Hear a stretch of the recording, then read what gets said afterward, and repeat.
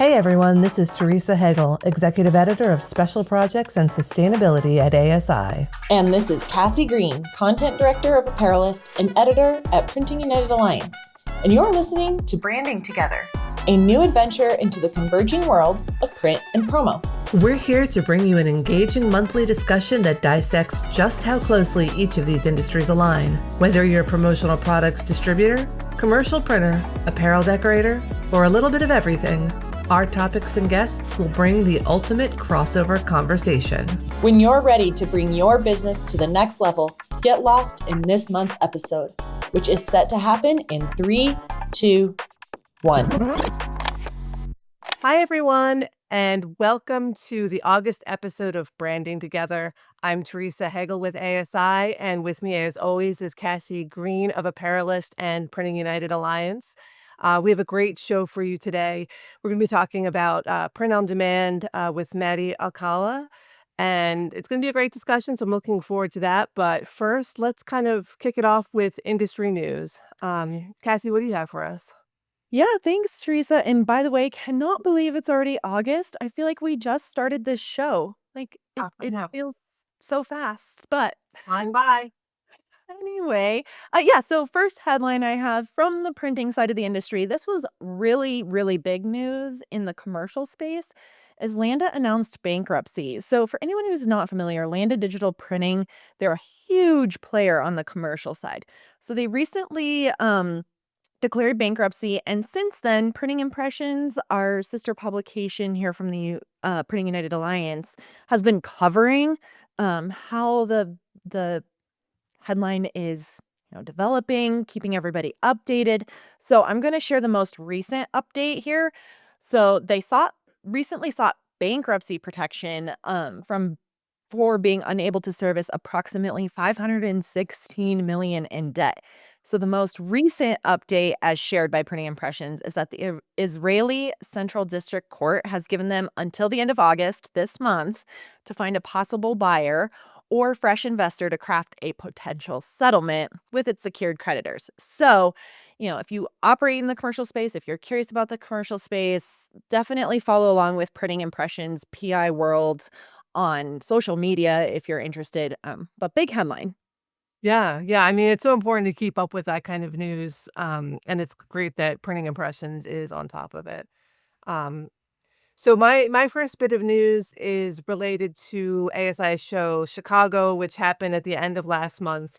And of course, that's kind of like such a big show because we have the Counselor Awards, where we announce the Person of the Year, the International Person of the Year, all kinds of awards, Sustainability Advocate of the Year, Family Businesses of the Year, just tons of awards to deserving people in the promo industry.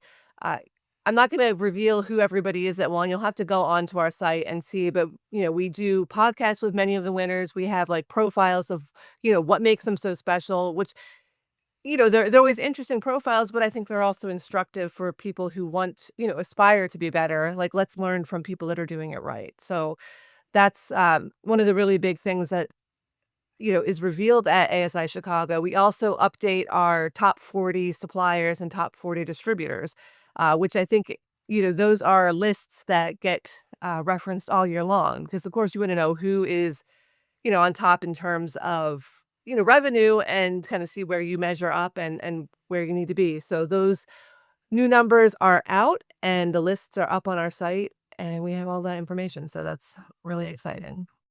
Yeah, I actually just went before we recorded this podcast today. I went and read through it because absolutely important to keep your finger on the pulse, like who's doing what, who's where to find better suppliers, different suppliers.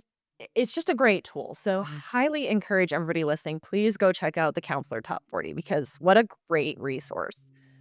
Second headline for me, speaking of shows, is I want to remind everybody that registration is open for Printing United Expo taking place October 22nd through 24th in Orlando. Guess what? Teresa and I are going to be there. So if you want to meet us in person, we will be on site. But, it's just a really exciting show. So like ASI Chicago, The energy is high. You get a lot of people under one roof just talking about similar challenges and opportunities that all of you listeners have. So, what better way to understand what other opportunities your business might be missing out on than to actually be on site and talk with your industry peers? Also, see the latest equipment, all of that good stuff. And shameless plug here, you will also find true apparel printing paradise located in the apparel zone, where sponsors will teach attendees how to decorate apparel. And this is a great opportunity for promotional people because, listen, obviously, apparel is a huge piece of the promo industry. So, regardless of whether you're decorating in house or not, understanding the technology, I think, is really important.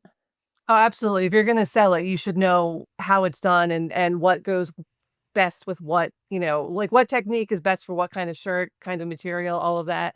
That's really exciting. I'm so excited to go to the show. I've never been, so this will be my first time, and I'm really looking forward to it. So I have one more piece of news. Still going back to ASI Chicago because it's still fresh in my mind. I wasn't there, but, I'm reading all of our coverage. We had lots of editorial people on hand. But I just wanted to give a shout out to the keynote, speech at Chicago. We had an NFL linebacker, maybe former, I'm not a sports person, but Brian Urlacher, he actually talked about lots of life lessons and different kinds of fun that he highlighted in his speech. So we have a great recap of that, keynote if you were not able to attend and see it in person. I have heard nothing but great things about the keynote, but just about the event in general. I mean, seeing the coverage come out, the different panels, all the topics ASI presented at this show. I mean, people were amped, and it sounds Yeah, like it was an awesome show. I'm having a little bit of FOMO, a little bit of jealousy yeah. that I didn't get to go, but yeah, heard it was really Next good. year, So maybe maybe next that's year. yeah, right, exactly. You just never know what Yeah, 2026 might hold. exactly. I know we had some, Printing United people on hand because Dave Mm, Laskowski was there teaching a class about, Printing 101, so it was definitely a meeting of the print and promo minds, so. yeah, I love that. So, okay, well, great industry headlines. As always, you can always make sure you're subscribed to all of our newsletters because that's the best way to keep on top of what is happening in the industry. Make sure you're paying attention to all the headlines. Obviously, Teresa and I pull what we feel, are some of the most impactful headlines, but there are so many. So be subscribed to our newsletters. But we do want to move on to the next segment of our show, which for us, August is a huge ramp up for busy season. It's back to school, it's the start of sports season. It's people are already making holiday plans. I mean, their orders are already going in. So Teresa and I this month kind of wanted to talk about, how should printers, how should distributors, how should everybody in both of our respective industries manage and deal with these big projects and, what tools and support systems should people be using? So Teresa, from the promo side of things, what's some advice? Where do people need to be focusing their energy as they ramp up?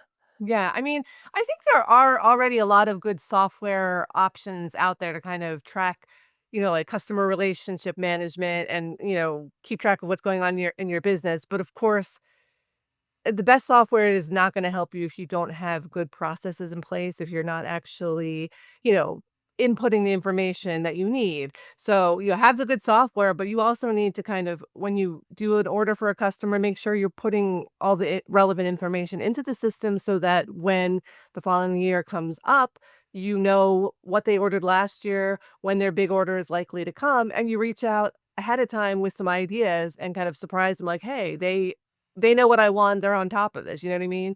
I really think that the best software is not gonna help you if you aren't if you don't have the processes in place to put things in. So it's all about, like, tracking those orders, following up with your customers, and just kinda keeping on top of things. And if you are doing that ahead of time, once things get busy, you won't be scrambling. You'll already have the groundwork laid.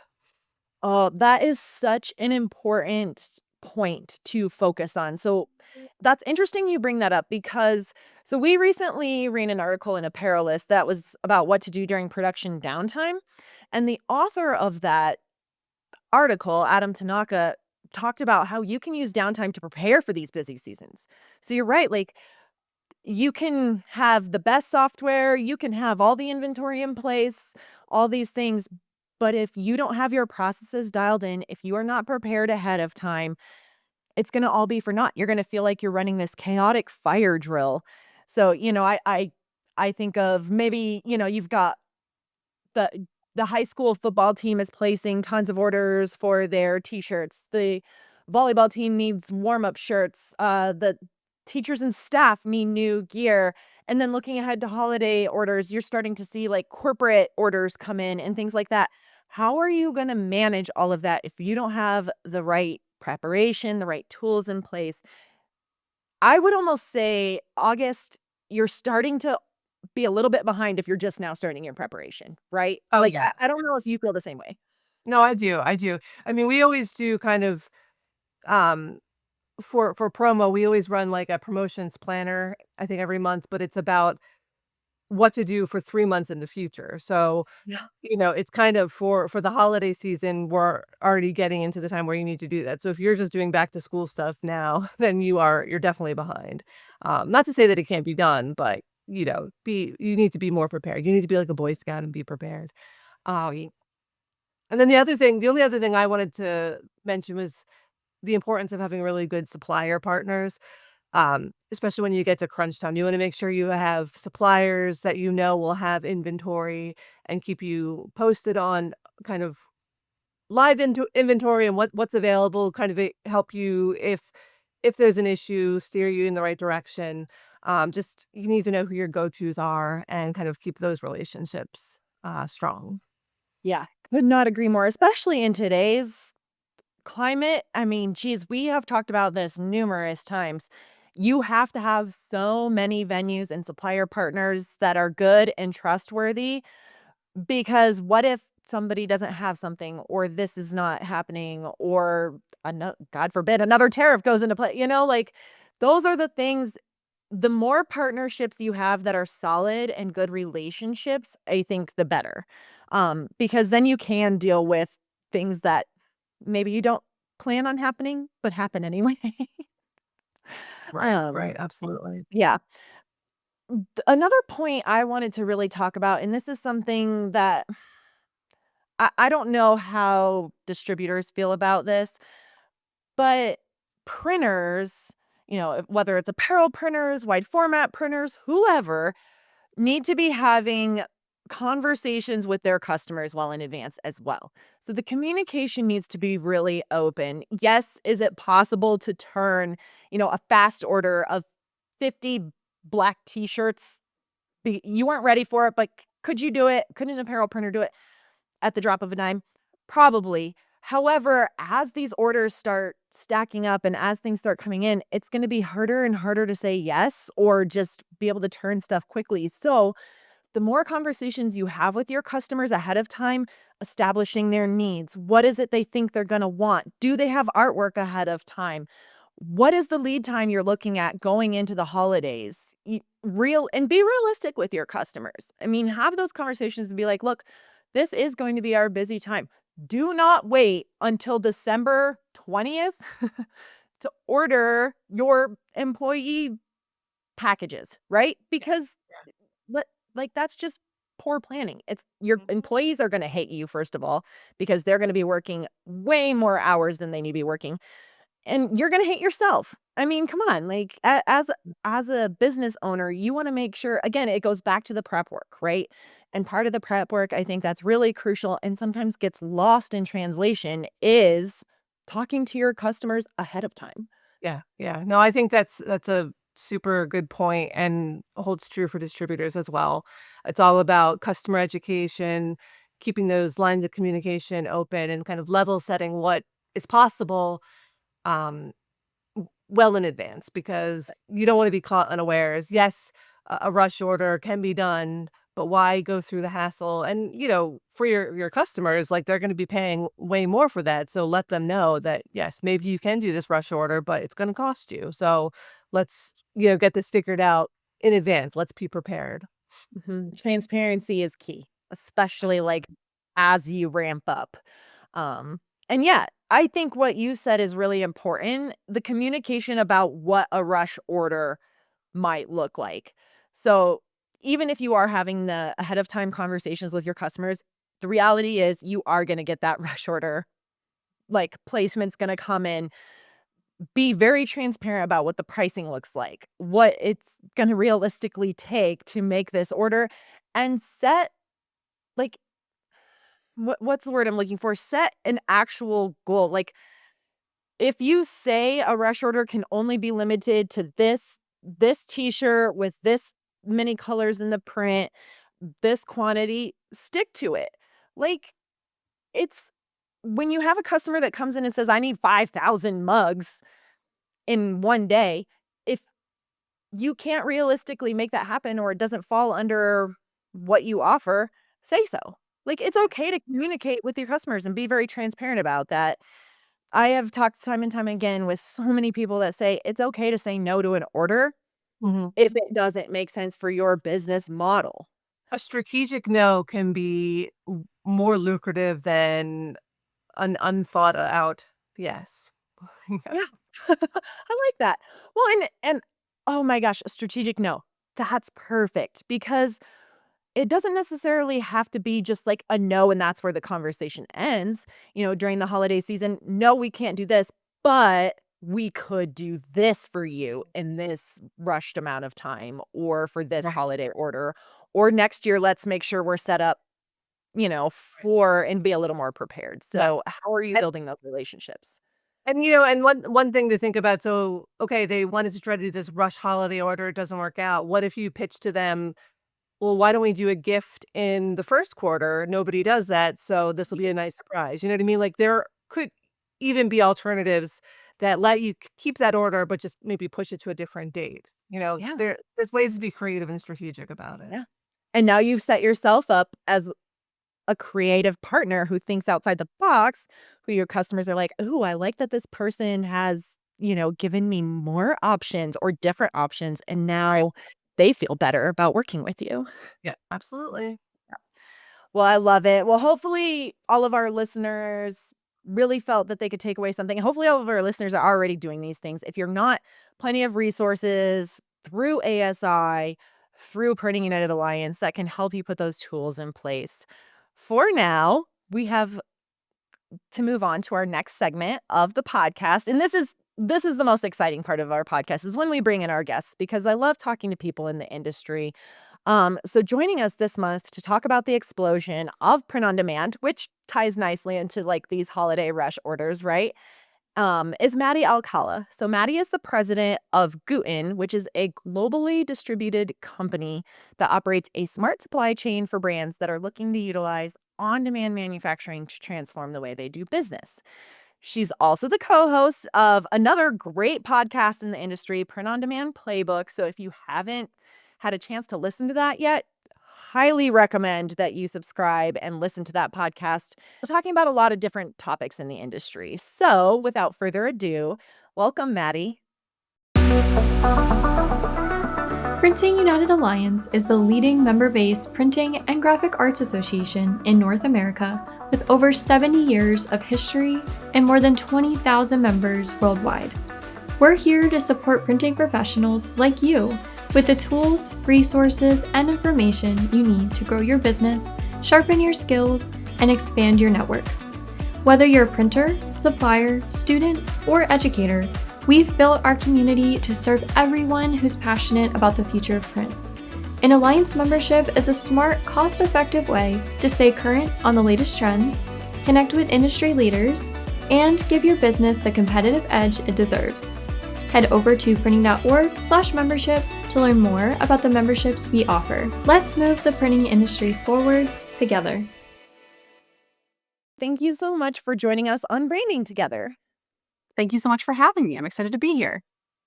Yeah, Teresa and I first heard you speak at a POD conference in February of this year, and you have a way about you. We love what you have to say, so we thought let's bring in Maddy. She can give us, the down low on POD and what's going on in the industry. But first, could you just walk us through your history in the industry? How did you get started? What brought you here? Well, First off, thank you. That's so nice of you to say. And I'm excited to be here chatting with you both. So, my entrance into the print on demand industry was a bit of an accident, actually. So, I've been in this space for almost, I guess, about 8.5 years now. And prior to working in print on demand and technology, I worked in finance. So, complete 180 from everything that we do. I worked at BlackRock living in New York City. I did M&A and strategic consulting within the company. It was an awesome job. I learned a ton, met some amazing people, and just realized that first off, the big company thing was not for me. And I really wanted to work in an industry that was much more physical. My dad had done startups his entire career and really focused on the logistics and supply chain space. So I was always interested in how things move around to get to point A to point B. So when I was ready to make a career change, I was looking at a bunch of different smaller companies focused on that, and then got connected to Gooten just again, kind of by an accident. I had gone to college with the son of one of our early investors. And so he connected me with Brian, the CEO, and the team. And it was supposed to be just an informational coffee chat and ended up being a multiple hour discussion. And here we are. So, yeah, I have no regrets, though. The industry sucked me in. I love working in it. That's awesome. So can you talk to us a little bit about what it was like stepping into the role of president? What did that feel like? What did it mean to you? Kind of what was that whole transition like? Yeah, daunting. I definitely felt very daunting, but exciting. So I joined Gooten originally as our first customer success representative. I think we had 100 customers on a good day, and nobody was really talking to them or doing much with them. So I started cold calling customers and learning what they liked about us, what they didn't like about us, built up our sales and account management and customer success team fairly organically over a few years. And then I learned this about myself, but also about the business. I actually really like sales. I think it's really interesting because I think sales is solving problems. It's listening to people and understanding what their problems are and then helping them solve them. Again, if you're doing your job correctly, hopefully you're solving their problems. And so I had spent a lot of my time at the company doing that. And one of our problems, when I think it was about, yeah, it was 2021 or so, was that we were looking to raise our Series A. And so I had a close relationship with our board of directors already, and they basically came around the table and said, well, we think you should go do this and lead this round and this fundraise for us, but you really need to have a title that makes sense for the business to be leading those conversations. So, like, we're going to make you president. And I was like, oh, that's wonderful. Thank you. Big pressure. Here we go. Let's try to get this done. So that I would say that's how it felt at the time. It was pretty daunting. Very flattering that the board and the team trusted me to take in that role. Oh, but yeah, I had like imposter syndrome out the wazoo. I was like, I don't know what I'm doing here. I gotta figure this out. But I think we all experience this, and I definitely have. You kind of get to this point in your career where you realize like most people are doing something for the first time, and a lot of people are, you know, not always the most confident because they haven't done it before, and you've just gotta give it a shot and put your best foot forward and see how it goes. Oh my That's awesome. gosh, that is so powerful. I mean, Teresa and I have talked about this on past episodes, like that feeling of, am I can I do it? Yeah. Am I ready for it? It can feel daunting, but wow, good for you for just like you're gonna do it. And obviously, having that confidence plays a huge role, I think. And just wow, cool and powerful to hear you say that. Thank you. So yeah, one of the moving on to our conversation, big talk of the town, print on demand, right? And obviously, Gooten is a big player in this part of the industry.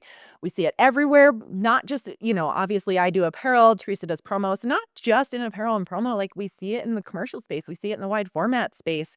Why do you think print on demand is just having such a meteoric rise?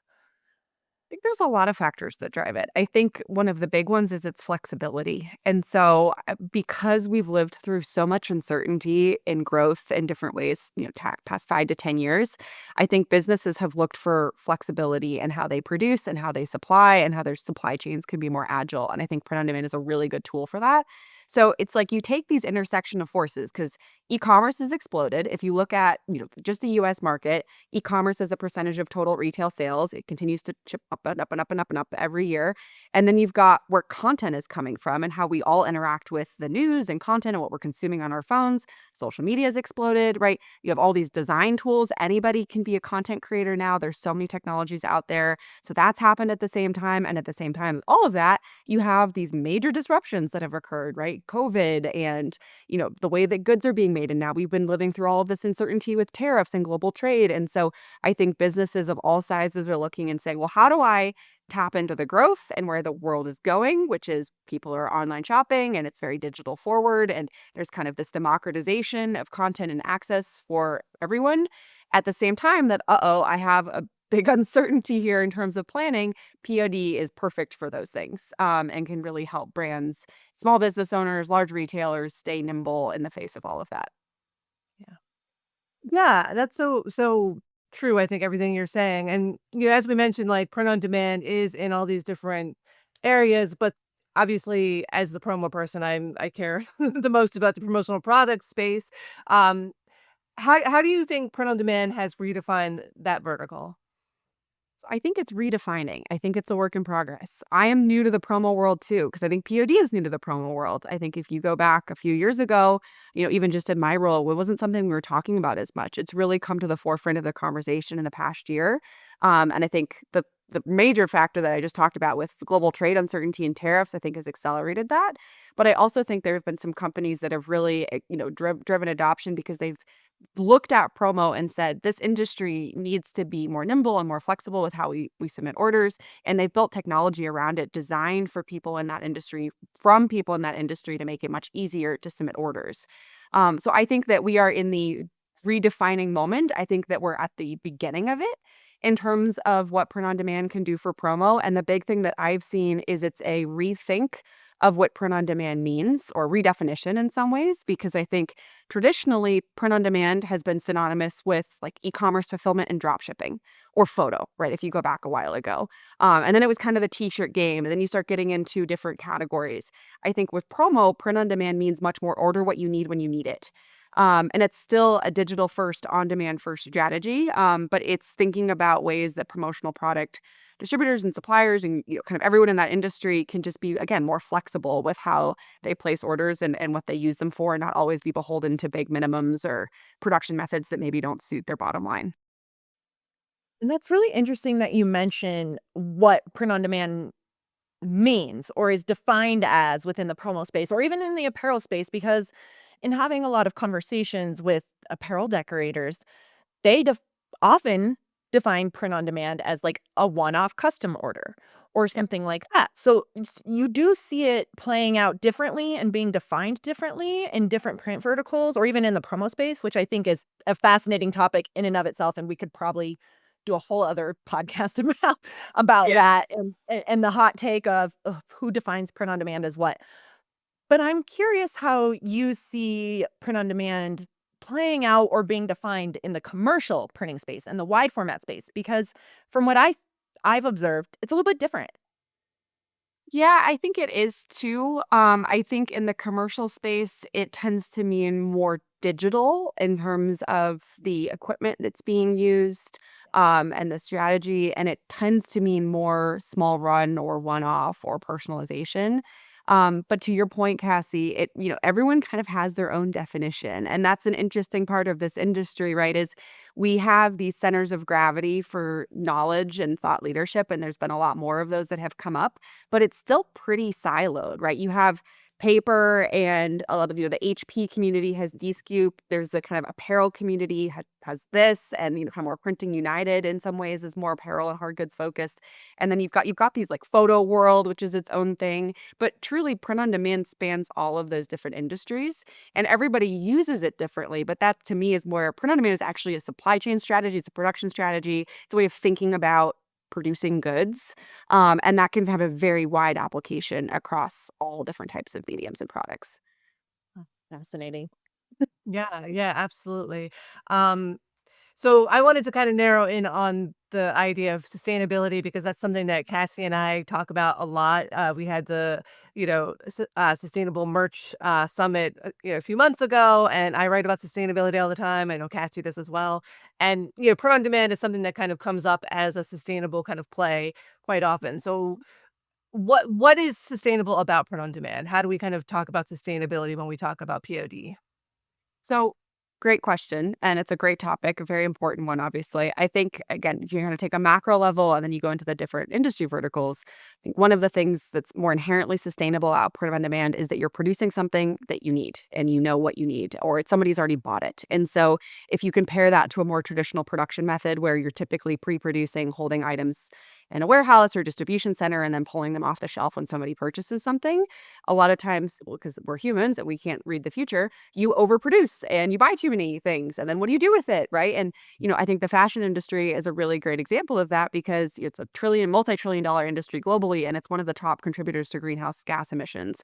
And so many of those items and garments that are produced end up in landfills and are not, well, produced in a way that's environmentally ethical or sustainable, depending on, where you are in the world. I think POD off the cuff solves that problem. And I also think that POD is inherently more localized from a supply chain perspective because for it to make sense, you're usually producing much closer to that end customer. And so that can help with some of the just overall burden of transportation and fuel and everything that goes into moving goods around the world. I also think within the industry, there's been a lot of advancements made by everyone. You've got the garment manufacturers, you have the equipment manufacturers, the people who make ink. I think everyone's looking and saying, within this process, how do we eliminate waste? How do we make the machines more efficient, the inks more environmentally beneficial to what's going on around us? And so I think that within the industry too, there's a big focus on that because everyone realizes that we already have a head start. And so if we're producing what we need, then we should do that in a way that's sustainable. So I think that those are the two things I look at of why it's a good lens, especially for a larger corporation. If you're looking at reducing waste, you should have POD as part of your supply chain focus. Yeah. I mean, you bring up the fact that, yes, the textile space is a huge polluter. And it's going to take a while to change that course. But you're right. We already are course correcting a little bit, and POD helps with that. I mean, Yeah. if we can just at least incorporate this business model in shops across even just the US, I mean, we're already implementing change, which I think is hugely important. So, like, kind of along those lines of building in a POD business model in the apparel industry specifically, but in other print segments, not everybody is already doing this. Maybe in the other printing industries, maybe in the other printing verticals. But in the apparel industry, there are a large chunk that are doing it, but there are a large chunk that are still, not there quite yet. So, so I guess my question is, what advice do you have for listeners to operate effectively in POD, to incorporate effectively into their business model, making sure that they're going to be successful and not just like trying to piecemeal and fire drill it? Yeah, it's a really good question. And I think it ties back to the broader how do we all help POD grow and do it in a way that's beneficial to everyone? I think one of the big challenges we have as the industry and opportunities is education. This market changes so fast. The technology changes, what's possible. Like you have to really be in it to stay current. And even if you live in the industry, you still miss things. And so I think that can be really hard for people who are newer to the space because it's not like a lot of other markets out there where you can just type a quick Google search, you download or you pay $1,500 for your McKinsey brief and you read it and you've got kind of all the market knowledge, right? That's if you're doing in the automobile industry, right? That's a very much older industry. There's so much well-documented research and standards and all those different types of things. Print on demand doesn't have that yet. It's becoming that way, but it's still a lot more of the Wild West. And so that'd be the first piece of advice I would give someone is first off, just make sure you actually understand it and have conversations with people. If you can afford to go to a trade show, it's a really great place to do it. If you can't, I think the people who work in this industry are very intellectually generous and willing to have conversations with people who are new to entry and have conversations with a lot of different people. And so try to get different perspectives because I think that's one thing that the communities that exist do really well is they knowledge share because a lot of times people who are getting into print on demand, there's exceptions to this, of course, because there's large businesses and retailers and all that. But a lot of time there are sole proprietors or small business owners, and it's a big decision for them if they're looking at buying a piece of equipment or changing how they fulfill their Shopify store. And, there's a lot of mistakes you can make in that process, and it can get very expensive. So that would be the first piece of advice I would give is like, network yourself and try to get access to information before you go into the space. And then the second piece of advice I would give would be do not ignore technology.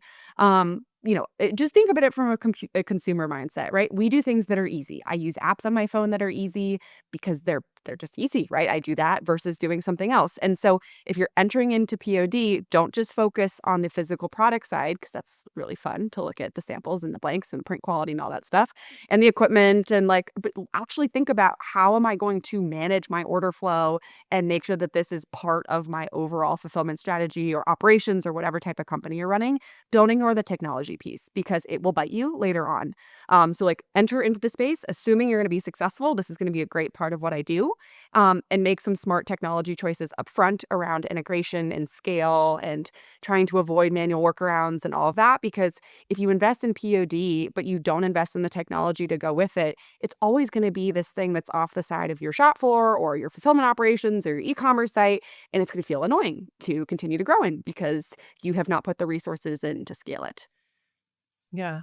Oh, I think that is all such amazing advice. I especially like what you said about knowledge share and education, because I think you're right. People in these industries are really willing to help, and they want to share their knowledge because I think people know that you know the more we all learn about this and the better we get, like that helps everyone. It's like that rising tide is going to lift all boats. We don't want some people doing it wrong and giving it a bad name, and we want everybody to be doing it, in the efficient way so that, print on demand is elevated and is something that we can all be proud of. So I love that advice. And I mean, this whole conversation has been really, really informative and educational, I think. But Cassie and I always like to end on a less educational note, I guess, and have something a little bit fun. So our fun question for you is if you could pick one celebrity to supply and print merch for, who would it be and why?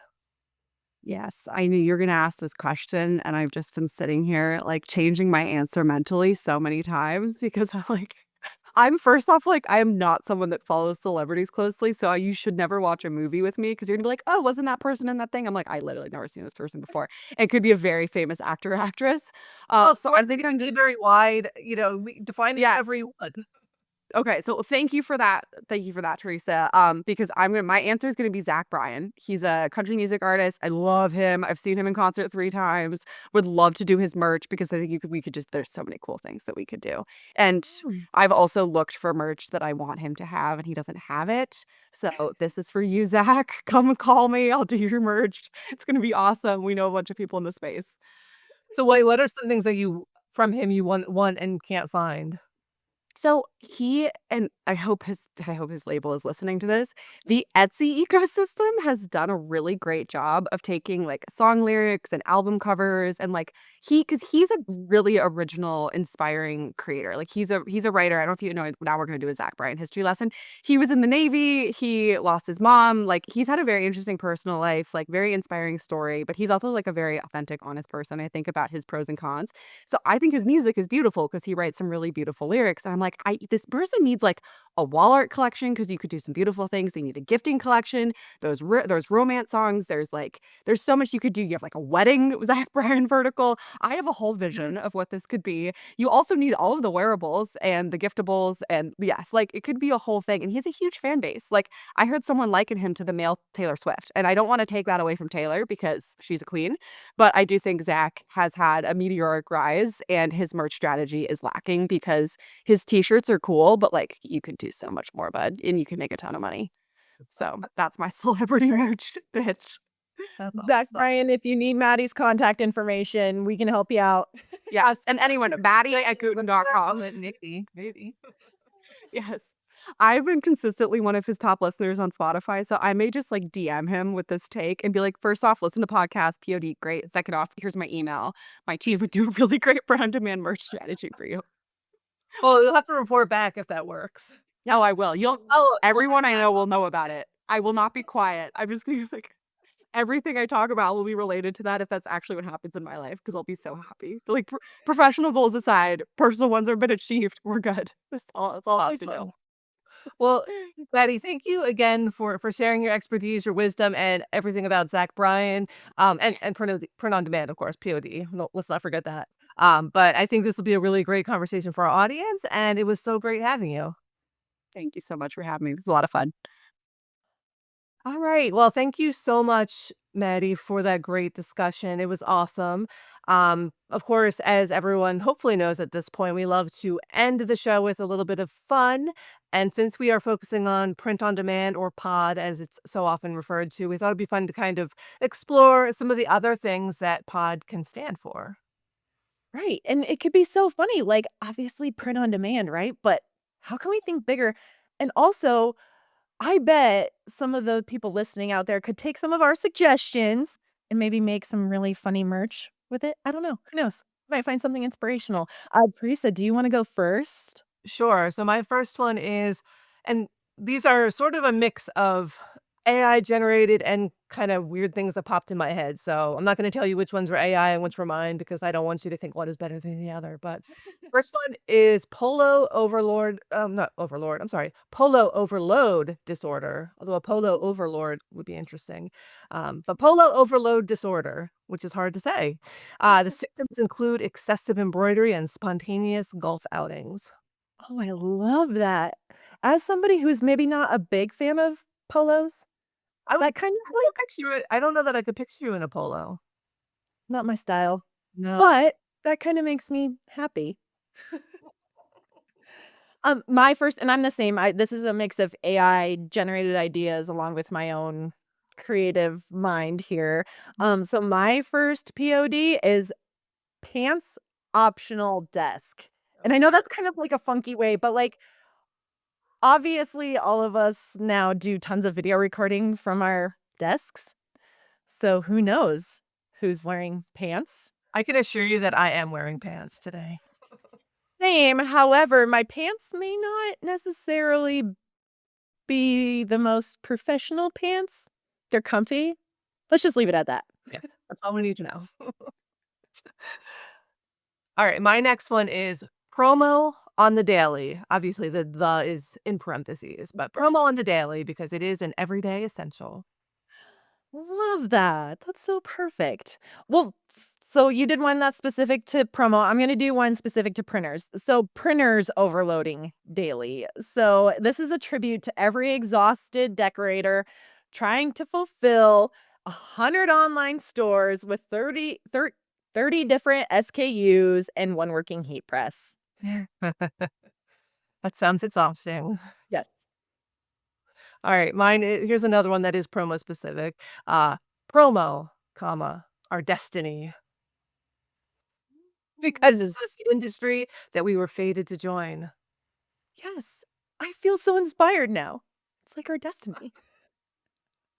You gotta make it Awesome. more epic, right? Like, we're just doing our day to day, but let's turn it into some kind of Lord of the Rings, like, journey. Hero's quest. Oh my gosh. Total side note to derail the conversation. I was just introduced to that game, Hero's Quest. If nobody like knows what it is, please go look it up. It's amazing. Okay. All right. I digress. My next POD acronym is print or die. So it might be a little dramatic, but have you seen what print can do these days? So, print or die all the way. A little bit of the destiny. Yeah, yeah, let's Mhm. I like how it's kind of going in this epic journey. Oh my gosh, I cannot talk today. Epic journey. Okay. Speaking of not being able to talk and making mistakes, it really ties into my final one. POD, print, comma, oops, comma, do-over. So, um, these are like rookie mistakes. We've all made them. I'm sure that this happens all the time, but you gotta do the do-over sometimes. You have a typo in that cool t-shirt and it goes out, gotta go to POD and redo it. Yep. Is what it is. Just accept it and move on. We've all been there. All right, I love that. My final one is piles of decisions because I printers and promo people on the daily are faced with all of these decisions that they have to make. So POD means you're making 1,000 tiny decisions before lunch. Yes. And I guess on a more you know, f- formal kind of note, with print on demand, you don't want to give your clients too many decisions, right? You don't want that analysis paralysis. So it's a good thing to remember that you don't want to give them too many decisions. You're trying to make it easy for the client. I love that. Well, what a great way to end our episode. Teresa, thanks for giving us some creative ideas on what POD might stand for. And, this has been a really awesome journey. Can't wait to see what September holds. If you are not subscribed to all of our newsletters, just quick reminder, please go subscribe to Branding Together and put it on your regular listening list. Teresa, looking forward to next month. Yeah, see you in September.